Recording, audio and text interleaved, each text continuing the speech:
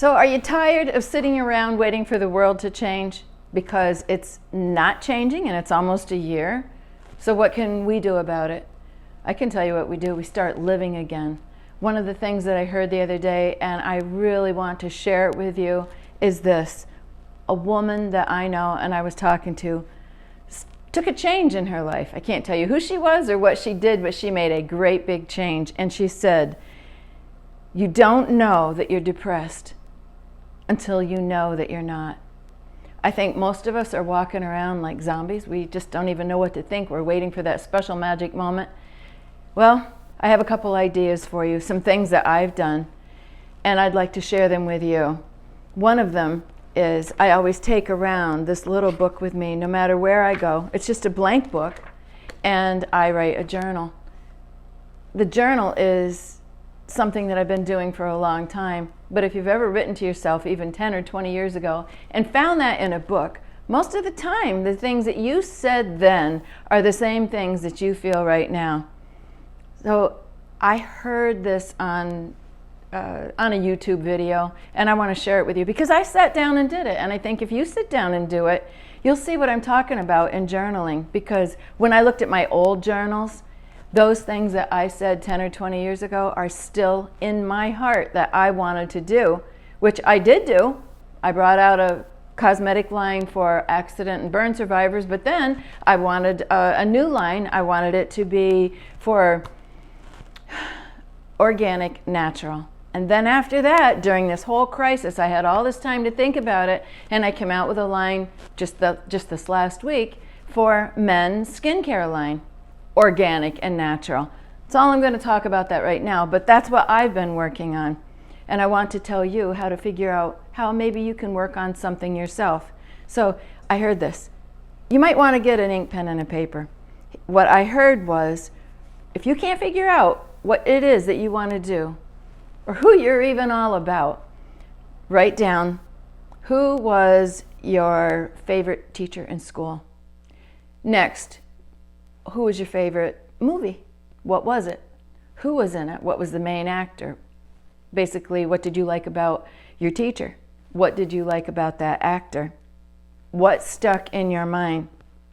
And then think about your parents and what if you looked up to them, or even if you didn't. What did you take from your childhood, good or bad? Write it all down. And also then one other one was for your children. What do you want your children to take from you in your life? What is it that you're showing them? So what happens is you write all these down, take some time to do it, and then usually the 1 or 2 words that keep popping up all the time tell you a little bit about yourself or what your issues may be.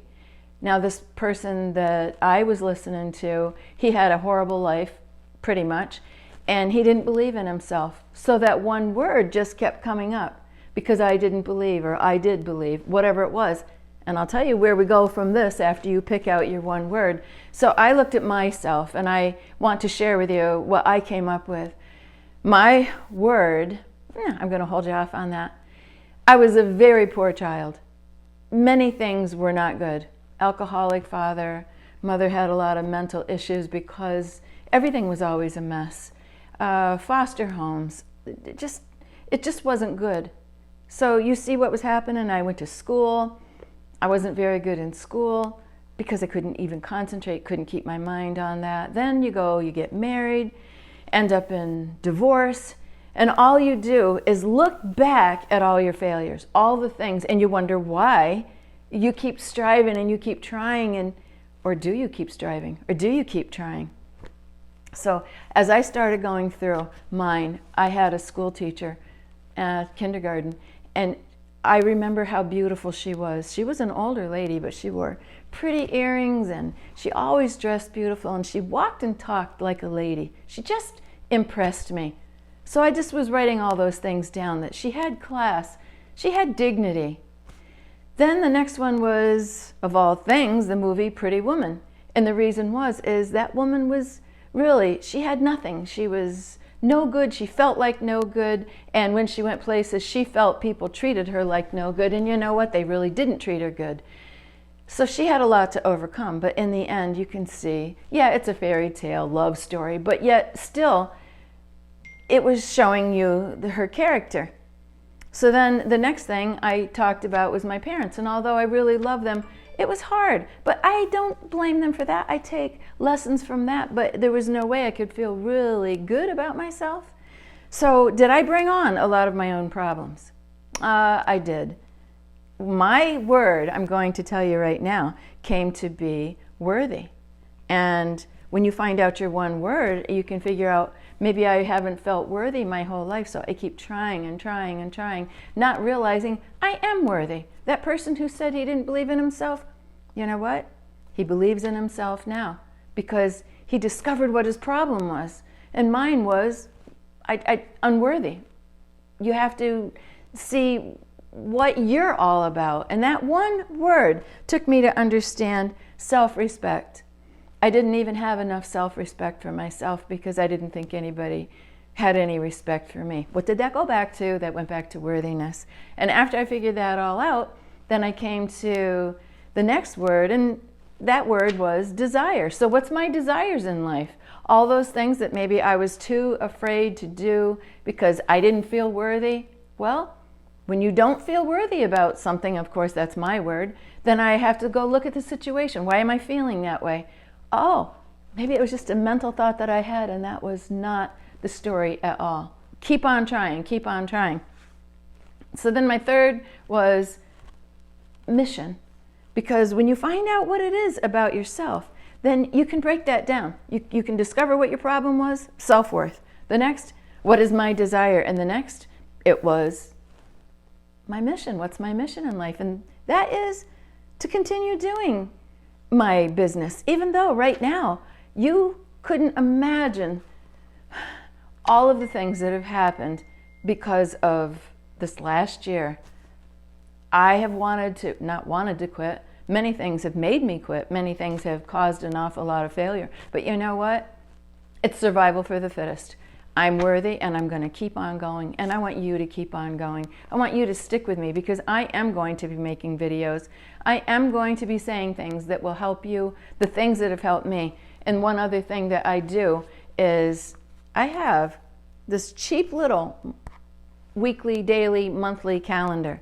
And if you don't plan on doing something with your life and with your days, it's not going to happen. You're not going to wake up one morning and just say, oh, wow, I'm going to do this today. Well, you might do it that day, but will you do it consistently day after day? Are you going to do those things that are definitely going to help you feel better about yourself? Because like this other woman, she didn't realize that she was being beat down every day by many things, by the world itself. You're all living that. We are all living that, and we have to get out of it. The only way to do that is this mindset. We own our mind, we own our body, and we can tell it and ourselves what to do. So I look forward to, write in your comments anything that you might want to share with someone else. Keep going, keep looking. I have a channel now on YouTube. It's called Make a Change, and I intend at least once a week to put a new video there. They should all be uplifting to you, because they're the things that uplifted me, and I can share my story with you because this is not someone else's story. This is mine, and I'm going to do everything I can to prove that word worthiness doesn't have to bring me down anymore. Thank you for listening. Talk to you soon.